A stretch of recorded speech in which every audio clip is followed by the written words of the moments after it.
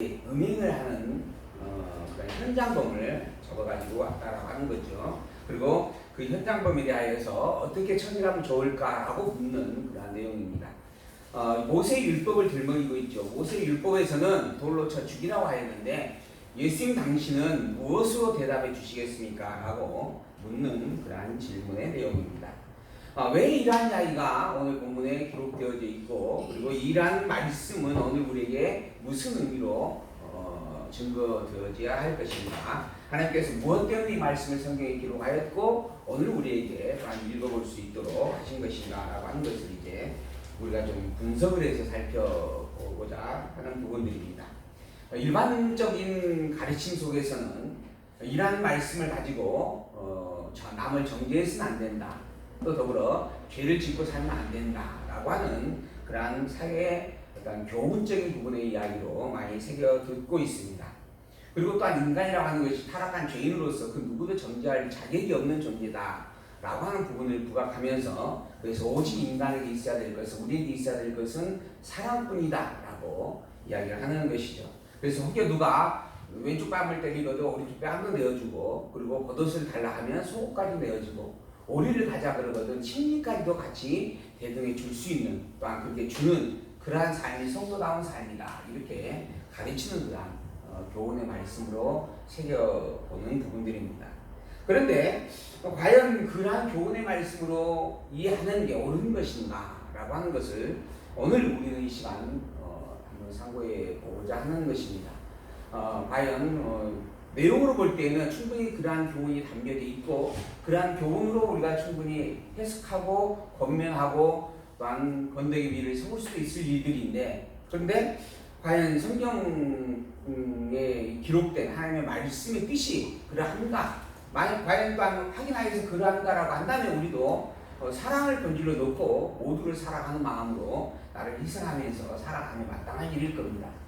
더불어서 또한 성경의 참뜻이 아니다라고 한다면 그러면은 그렇게 알고 믿는 것은 잘못된 것이 분명할 수밖에 없는 일입니다. 그런 부분 속에서 우리가 이 요한복음 8장에 기록되어 있는 이 말씀의 뜻을 그 뜻의 참뜻을 분별해 본다라고 하는 것은 참 중요하지 아니할 수가 없다라고 하는 것이죠. 우리가 이 말씀을 분별하기에는 이제 우리가 요한복음 전체를 또한 살펴보지 아니할 수가 없습니다. 요한복음이라고 하는 부분은 본성에 의한 하나님의 여호와이심을 증거해주는 말씀입니다. 이 본성은 무엇인가? 예수님이 본래 하나님이시다라고 하는 것을 증거해준다라는 이야기죠. 이게 예수님의 본성을 이야기하는 건데, 이 예수님의 본성, 그분이 하나님이셨으며 또한 그 하나님의 아들로서 이 땅에 온 우리의 모든 죄를 대속해 주시기에 충분한 그리스도이다라고 하는 것을 증거해 줌으로 말미암아 하나님 계시를 선포하고 있는 말씀이다 하는 것. 이게 지금 성경 전체의 요지입니다. 그리고 우리가 보고 있는 것은 이 요한복음에 대한 내용이죠. 이 요한복음의 성경에서 하나님으로부터 왔다라고 하는 것을 증거하고, 또 이후에 하나님으로부터 돌아간다, 하나님에게로 돌아간다라고 하는 것을 증거함으로 말미암아 하나님에게서 온 자가 누구이며 또 하나님에게 갈 수 있는 존재가 어떤 존재인가? 그는 근본 하나님이어야만 가능한 것이다. 바로 예수님은 하나님이시다라고 하는 거죠. 그럼 예수님이 하나님이라고 하는 그 부분의 증거를 왜 해주시는가? 하나님 당신이 어떤 존재인가라고 하는 것을 알려주기 위해서 그랬다라고 하는 겁니다. 이게 성경 전체 속에서 요한복음 이 본문을 바라볼 그러한 핵심적 내용들이다라고 하는 겁니다. 우리는 요한복음을 통하여서 예수님에 대한 정체를 지금 확인을 해가고 있습니다. 그동안 우리는 성경을 통하여서 하나님에 대하여서 또 예수님에 대하여서 지금 배워가고 있는 부분입니다. 하나님은 구약 성경을 통하여서 언약을 선포하였습니다. 그리고 이 언약한 것을 또한 역사적 섭리 속에서 성취해 주시는 사건들을 본문을 통하여서 기록하고 확인을 해주었습니다. 그런데 이 언약이라는 것을 우리가 분석을 해보니까 첫 인류인 아담에게 주었던 언약이 있었고, 그 다음에 노아에게 주었던 언약이 있었고, 그 다음에 아브라함에게 주었던 언약이 있다라고 하는 거죠. 그리고 이 아담에게 주었던 이 언약은 타락 전의 언약이었고, 그 다음에 노아에게 주는 언약은 타락 후의 언약이었다라고 하는 겁니다. 타락 후의 언약이었고, 아브라함에게 준 언약은 선민이라고 하는 하나의 민족에게 주어진 언약이었다라고 하는 것이죠. 그래서 아담과 노아에게 주어진 이 언약이 전 세계적 언약의 대상을 품고 있다면, 아브라함에 주어진 이 언약은 이스라엘이라고 하는 아브라함의 혈통을 통하여 이제 생육번성하게 되어진 그러한 이스라엘이라고 하는 민족을 주신다라는 말씀이고, 결국 이 민족은 나중에 유대인이라고 하는 특별한 칭호를 갖게 되어지는 그러한 역사적 사건을 우리가 성경을 통해서 확인을 해볼 수가 있습니다. 이렇게 언약하신 하나님께서 아브라함이 주었던 언약들을 하나하나 다 성취해주는 성취의 사건을 증거해주고, 그로 말미암아 노아에게 준 이 언약도 성취해 줄 것이다라고 하는 것을 확증을 하고, 더불어 타락하기 이전에 아담이 주었던 언약까지도 반드시 이루어 주겠다라고 하는 것을 선포하고 있는 말씀이다라고 하는 겁니다. 그래서 구약의 성경을 우리는 하나님의 언약이다 이렇게 그 명제를 정리해 볼 수가 있습니다. 그리고 난 다음에 그럼 신약 성경은 뭔가 하나님의 언약의 성취다라고 이야기할 수 있는 것이죠. 그럼 성취의 구체적인 내용이 뭔가 그리스도 성취다라고 하는 거죠. 그리스도 성취. 그래서 우리가 하나님의 언약의 말씀 구약 성경과 그리스도 성취에 대한 증거의 말씀이 신약 성경을 규합하여서 하나님 당신이 누구인지를 우리가 계시하여 보여주시고, 계시하여 보여준 그 하나님 우리가 깨달아 알고 찬양으로 경배하게 되어진다라고 하는 겁니다. 이게 성경 전체의 기본적인 증거의 내용이고, 성경을 통해서 도식화해 볼 수 있는 구조적 특성이다라고 이야기할 수가 있습니다. 하나님께서는 당신께서 언약을 하셨습니다. 그리고 그 언약을 성취합니다. 그 언약의 내용이 뭔가 하면 메시아이죠. 메시아를 언약해 주셨다라고 하는 겁니다. 이 모든 아담이나 노아나 아브라함이나 이 모두가 다 오시는 메시아의 표상이다라고 하는 겁니다. 메시아를 보내겠다라고 하는 약속의 징표들이었다라고 하는 것이죠. 그 약속되어 있는 그 핵심의 내용의 메시아, 그 메시아를 하나님께서 이 땅에 보내셨다라고 하는 겁니다. 그래서 메시아가 성취되어졌다, 하나님의 언약이 성취되어졌다라고 신약성경을 통하여 우리는 이야기를 할 수 있는 것이죠. 그 메시아가 이 땅에 왔습니다. 바로 누구인가? 예수님이시죠. 그리스도 그분이 이 땅에 왔는데 인간의 몸을 입고 이 땅에 오셨다라고 하는 거죠. 그 인간의 몸을 입고 이 땅에 온 그 존재를 우리는 예수다라고 칭하게 되어집니다. 사람이 태어나면 사람에게 각각의 이름이 주어지게 되어지죠.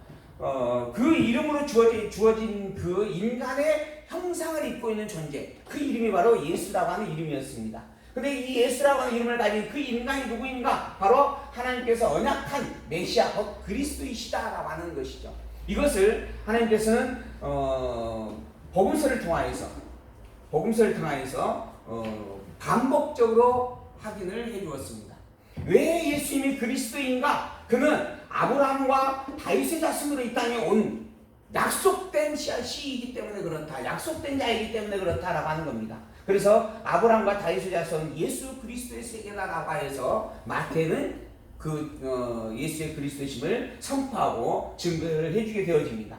아브라함으로부터 시작되어진 그 모든 족보들을 이스라엘의 유대인의 족보를 가지고 그 유대인의 족보 속에서 예수가 태어났음을 증거해주고, 그 예수가 태어난 혈통을 통하여서 이 하나님께서 왕의 혈통인 유다지파의 다윗 왕의 자손으로 예수님을 보내셨고, 또한 그 근본된 아브라함의 자손으로 보내셨다라고 하는 것을 선포를 해줍니다. 그리고 더불어서 아브라함과 또한 다윗이라고 하는 이 왕의 직분을 통하여서 성립되어졌던 사건이 어떤 사건이냐면, 한 나라가 온전히 완성이 되어졌다라고 하는 겁니다.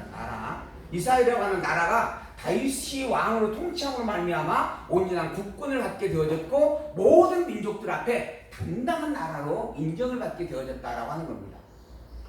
그래서 이제 다윗 왕 시대에 주변에 있는 모든 왕국들이 다윗 왕국을 칭송하면서 뭘 갖다 바쳤죠?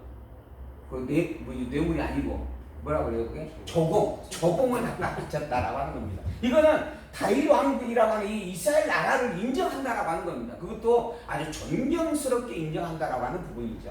그래서 이 다윗이라고 하는 이 존재가 갖고 있는 이 어떤 분명한 특징은 한 나라라고 하는 것에 대한 분명한 완성을 의미하고 있게 되어지는 것이죠.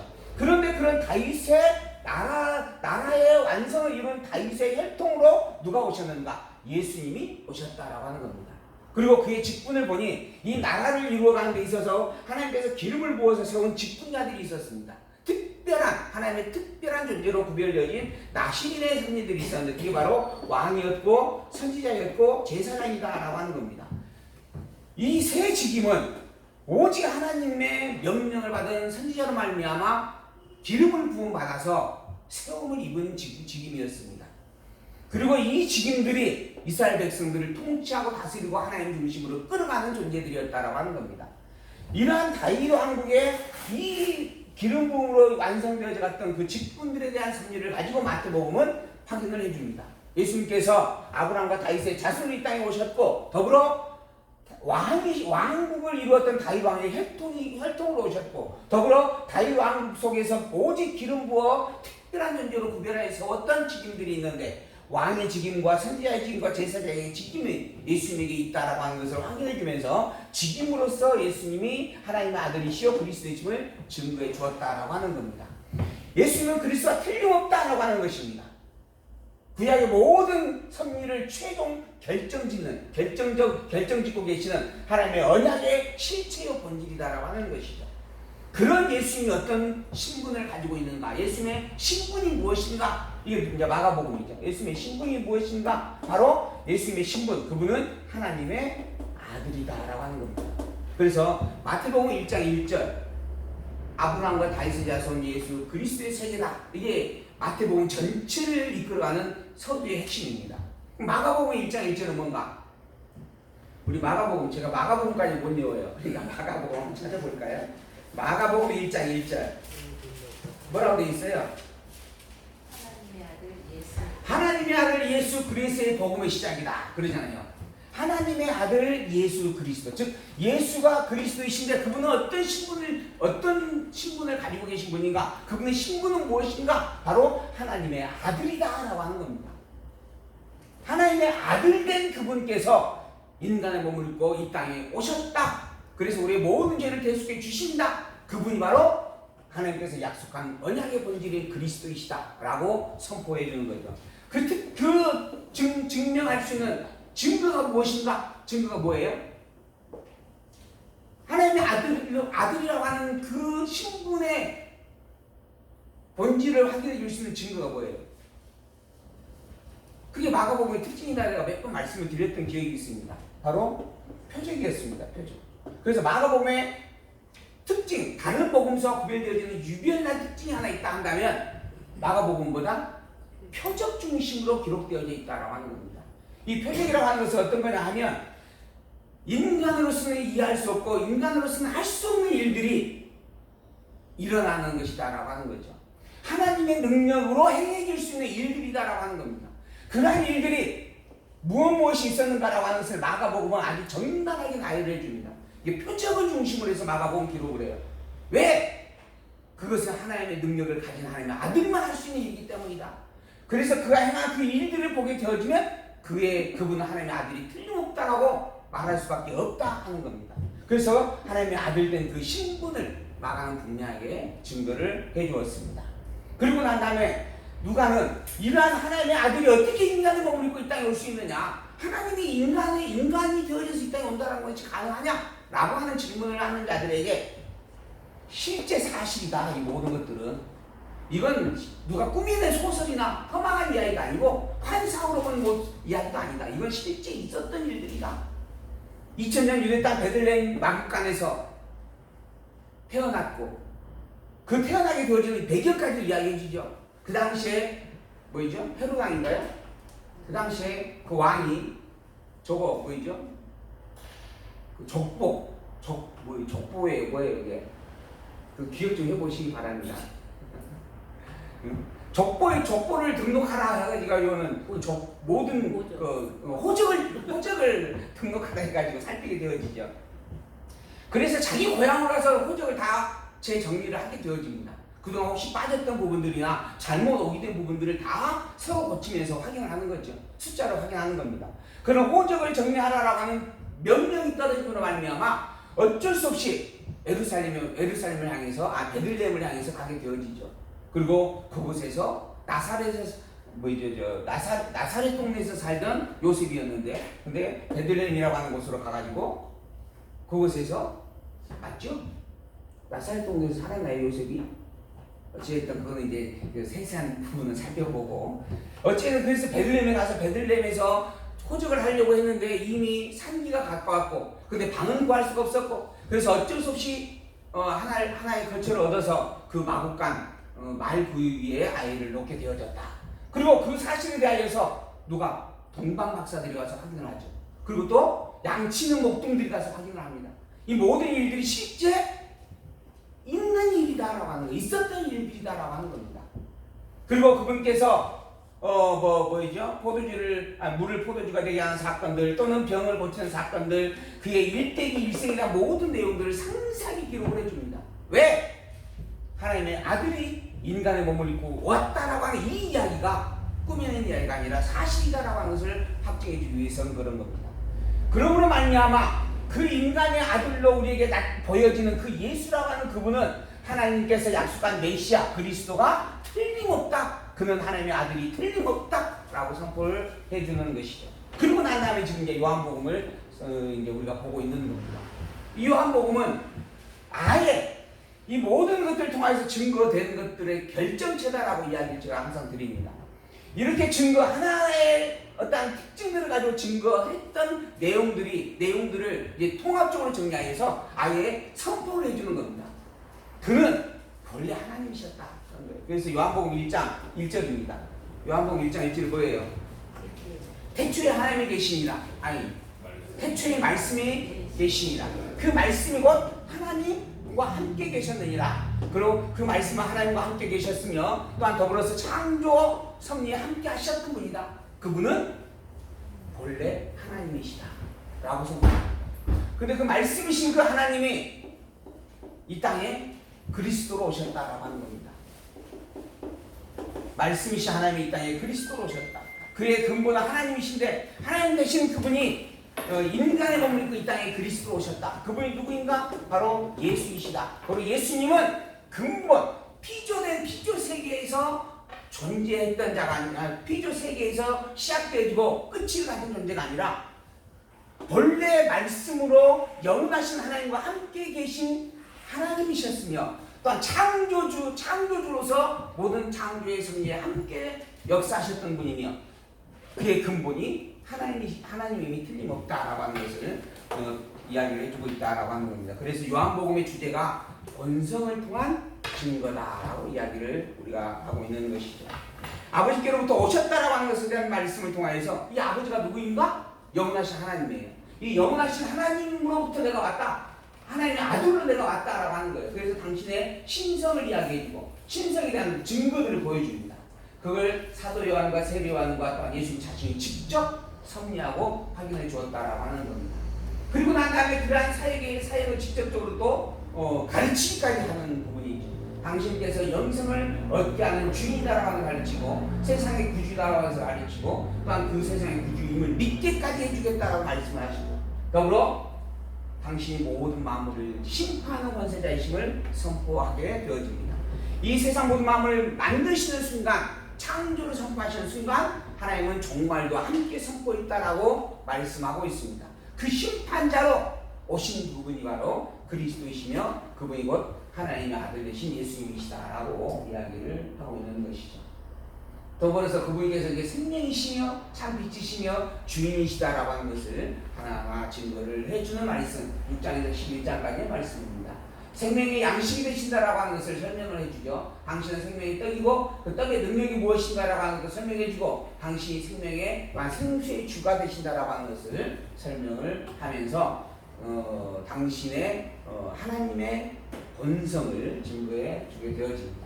그런 하나님께서 세상의 참빛으로 오셨다. 세상의 참빛으로 왔다라고 하는 증거가 무엇인가? 눈먼 자의 눈을 뜨게 하는 사건으로 확인을 해주게 되어집니다. 그리고 더불어 당신이 생명의 주인 되신다라고 하는 것을 다시 한번 분명하게 직접 만인들을 통하여 보여주게 되어집니다. 죽은 나사로가 죽게 되어졌어요. 근데 그 나사로를 살리게 되어집니다. 죽은 자를 살릴 수 있는 존재는 생명의 주인 외에는 불가능한 일입니다. 그리고 이 생명의 주인은 누구인가? 영원하신 하나님이시다라고 하는 거죠. 그 영원하신 하나님이 그럼 누구인가? 예수님은 과연 영원하신 하나님이 맞는가 틀린가? 생명의 주인으로서 나사로가 살아났다라고 하는 사실을 말미암아 확증되어지는 것이죠. 그러므로 예수님 당신이 생명의 주인이시며 세상의 빛이시며 생명의 양식이다라고 하는 것을 밝혀주고 있는 내용들입니다. 이 앞 시간에 이제 우리가 배웠던 말씀들 1장에 당신이 말씀이며 하나님이시며 창조주이시며 생명이시며 빛이다. 2장에서는 물을 포도주로 만들면서 그 증거를 보여주었고 3장에서는 중생과 영생을 또한 가르쳐 주시면서 중생과 영생의 주인 되심을 선포를 해주는 거죠. 그리고 영원한 생명순을 또한 선포하시고 사망과 생명의 섭리를 가르쳐 주시고 생명의 떡이며 영생의 빛이며 세상의 빛이며 선한 목자다. 그리고 부활의 주인이시다. 고로 당신은 생명의 본질이시며 또한 생명이시다라고 가르쳐주고 있는 말씀들이 기록되어 있습니다. 이러한 말씀들을 우리가 지금 7장까지 살펴봤고 오늘 이제 8장에서부터 본문을 통하여서 하나하나 확인을 알아보도록 하겠습니다. 세상의 빛이시다라고 하면서 알게 하시는 말씀인데 먼저 가늠한 여인이 있었습니다. 그 여인을 고소한 자들이 있었고 그 고소한 자들 앞에서 행하시는 하나의 사건입니다. 예수는 감람산으로 가셨고 아침에 다시 성전으로 들어오셨어요. 백성들이 예수 믿는 것을 보고 예수님 앞으로 나와왔습니다. 그래서 그를 가르치고 있었어요. 그런데 서기관들과 바리새인들이 가늠한 여인을 가늠 중에 있던 여인을 잡아다가 끌어왔습니다. 그리고 예수님께서 예수님께 이야기하는 거죠. 이 여자가 가늠하다가 현장에서 잡혔나이다. 모세는 율법에 이러한 여자를 돌로 치라 명하였거니와 선생님은 어떻게 말하시겠나이까? 저희가 이렇게 말하면 고소할 조건을 얻고자 하여 예수님을 시험하기 위한 질문이었다. 부연 설명을 하는 거죠. 그러니까 실제로 이미 예수님 앞에 데리고 올 필요도 없이 모세의 율법을 따라 돌로 쳐서 죽여도 무방한 일들이었다라고 하는 겁니다. 근데 그걸 굳이 예수님 앞에 데리고 왔어요. 그리고 묻는 겁니다. 대체 어떻게 해야 되느냐? 모세 율법대로 돌을 쳐서 죽이라라고 말한다면은 당신이 인정거리가 없다라고 이야기하려고 했던 것이고 또한 더불어 모세 율법에 돌을 쳐 죽이라 했는데 그걸 치지 말라라고 말하면 당신은 모세 율법을 파기하는 자다. 이러한 빌미를 얻기 위해서 시험하려고 했다라고 하는 것이죠. 그 당시에 유대인들은 바리새인과 서기관들은 모세 율법이 삶의 기준이었습니다. 또한 더불어 모세 율법을 무엇으로 알고 있었냐 하면 생활의 규범으로 알고 있었습니다. 그래서 살인하지 말라 그러면 살인해서는 안 되는구나. 간음하지 말라 그러면 내가 간음해서는 절대 안 되는구나. 안식일을 범하지 말라 그러면 안식일을 절대 범하면 안 된다. 11조를 내라 그러면 반드시 시기 하나를 구별해서 내야만 된다라고 하는 부분으로 그것을 알고 있었다라고 하는 거예요. 그렇게 하는 게 잘못된 것인가? 잘못된 것일까요? 아니면 그렇게 아는 게 옳은 것일까요? 제가 너무 어려운 질문했죠. 다시 한번 이야기 드립니다. 모세 율법에 살인치 말라, 간음치 말라, 도둑질하지 말라, 안식일을 지키라, 11조를 드리라 라고 이야기했다라고 하는 거예요. 그에 따라서 살인을 하면 안 되고 간음하면 안 되고 도둑질하면 안 되고 안식일은 철저히 지키고 10의 하나는 반드시 구별하여서 하나님께 드려야 된다 라고 알고 믿고 가르치고 생활하고 있는 이 유대인들, 이 알미 다르게 하는 것인가 잘못 알고 있는 것인가 라고 제가 묻는 겁니다. 그때 당시는 바르게 알고 있는 것이다. 그러면 그때 당시가 아니면 그때 당시가 아니면 그러면 잘못 알고 있는 것이 되는 건가요? 어떻게 생각하십니까? 아주 쉴 시간이 아니어서 조금 더 해야 됩니다. 유대인들은 그렇게 알고 있었어요. 근데 그렇게 알고 있는 유대인들을 향하여서 성경은 뭐라 그래요? 독사의 자식이라 이렇게 이야기했다라고 말씀드렸죠. 그리고 또 우리가 그러한 본문을 확인을 했습니다. 더불어 이제 우리가 요한복음 본문을 조금 가서 좀 더 확인을 해보면 너희는 하나님을 알지 못하는 자다라고 이야기하는 내용이 있어요. 그러니까는 그렇게 알고 있는 율법에 대한 내용이 잘못 알고 있는 일이었다라고 하는 겁니다. 하나님께서 율법을 주신 이유가 뭐예요? 하나님께서 율법을 해주셨어. 아브라함으로 말미암아 선민의 나라를 이루게 하려고 이루게 해주겠다고 약속을 하셨습니다. 그리고 그 이루어가는 과정 속에서 자손이 이제 생육 번성했죠. 애굽에 내려가서 400년 동안 종살이 하는데 자손이 60만 명이 넘는 대군으로 장성한 자가 60만 명이 넘는 대군으로 형성이 되어진 겁니다. 그래서 그러한 백성들을 이끌고 모세를 통하여서 애굽에서 출애굽시키게 되어졌죠. 그리고 난 다음에 모세에게 주시는 것이 율법이었습니다. 하나님께서는 아브라함의 자손의 생육 번성을 성취하신 이후에 모세를 통해서 모세를 통해 율법의 언약을 주셨다라고 하는 거예요. 율법도 언약으로 준 거예요. 언약으로 준 하나님의 말씀입니다. 근데 이 율법의 언약을 왜 주셨는가라고 하는 거예요. 왜 주었어요? 우리 지금 창세기에서 배워왔잖아요. 왜 주었어요? 하나님을 섬기게 하기 위해서. 하나님을 섬기게 하기 위해서 주셨어요. 그렇죠? 그럼요. 그럼 왜 주었어요? 자, 지금 현재 출애굽을 했어요. 이 출애굽하고 있는 이 이스라엘 백성들의 현재 상태를 보면 400년이라고 하는 시간 동안 애굽의 왕들을 섬기며 애굽의 우상들을 섬기는 일이 너무 긴밀한 상태가 되어져 있는 거죠. 그러한 그들의 모든 것들을 제거하고 하나님의 백성으로 만들어 가겠다라고 주신 게 율법입니다. 곧 하나님을 섬기게 하려고 주신 것이 율법이에요. 근데 율법이라고 하는 부분은 하나님을 섬긴다라고 하는 부분 이전에 너희들이 하나님의 백성으로 합당하지 않는 모습이 무엇인가라고 하는 것을 보여주기 위해서 준 거예요. 그래야 하나님을 섬길 수가 있잖아요. 너희들이 지금까지 섬겨왔던 모든 애국을 따라 섬겨왔던 모든 것들이 다 잘못된 것임을 보여주기 위한 것이고 확인해주기 위한 것이고 하나님을 보면 섬기는 것이 어떻게 하는 게 하나님을 섬기는 것인가 이걸 알게 하려고 주신 게 율법입니다. 그래서 율법의 가장 중요한 본질이 뭐예요? 우리 10계명의 제일 첫 번째 계명이 뭐예요? 우리 볼까요? 그냥 그거 찾기 쉬우니까 10계명 창세기 보면 아니 성경책 보면 아마 다 있을 거예요. 10계명의 첫 번째가 뭐라고 되어 있어요? 나 위에는 다른 신을 내게 있게 하지 말라. 다른 신을 섬기지 말라는 겁니다. 하늘에 있는 것으로나 공중에 있는 것으로나 땅에 있는 것으로나 물속에 있는 것으로나 어떤 형상으로든지 우상을 만들어 섬기지 말라. 오직 하나님은 나밖에 없다 라고 하는 거죠. 인간이 바라보고 있는 인간이 신격화해서 신으로 여기고 있는 모든 것들이 다 우상이고 진정한 참된 신은 하나님 당신밖에 없다 라고 하는 겁니다. 이게 나를 섬긴다라고 하는 말의 의미는 나를 하나님으로 인정하는 일이다라고 하는 거예요. 나 위에 다른 것들을 섬기는 것은 나를 온전히 하나님으로 인정하지 않는 일이다라고 하는 거예요. 이걸 가르쳐주고 있는 거예요. 그러므로 그 모든 것들을 배척하고 버리고 오직 하나님이 참 하나님이 자기를 기억하라라고 하는 말씀으로 주었다라고 하는 겁니다. 그래서 애굽을 섬겼던 백성들을 하나님을 섬기는 하나님의 백성 즉 선민의 합당한 백성으로 변화시켜주기 위하여 주신 말씀이 율법이었다라고 하는 겁니다. 그래서 율법에는 하라라고 하는 명령과 하지 말라라고 하는 명령의 두 가지의 조항들이 선포가 되어집니다. 그런데 이 율법과 더불어서 율법의 범주 안에 뭐가 들어있냐 하면 제사율법이 들어있었어요. 너희들이 이 모든 것들을 해야 된다, 이 모든 것, 이러한 것들은 해서는 안 된다 라고 말씀을 하고 난 다음에 이 모든 것들을 하거나 하라는 것을 하지 않거나 하지 말라는 것을 했을 때 너희들은 심판을 받게 되어 있다라고 이야기하셨어요. 그런데 그 이후에 심판과 더불어서 주신 말씀이 율법 속에 뭐가 들어있냐면 제사가 들어있습니다. 하라 말아라고 하는 규범으로 주었다라고 한다면 규범과 심판으로서 이 모든 것들이 완성되어질 수 있다라고 한다면 왜 제사의 법을 명하여 함께 주셨을까?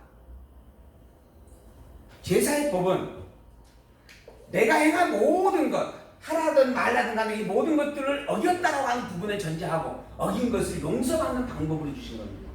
바꿔 말하면 제사의 법을 주었다라고 하는 것 자체는 이 모든 행위를 규범으로서는 지킬 수 없다라고 하는 것을 전제하고 있는 거예요. 그러니까 지키라라고 하는 말이었지만 실제로는 너는 지킬 수 없는 죄인이다라고 하는 것을 전제하고 주신 말씀이었던 겁니다.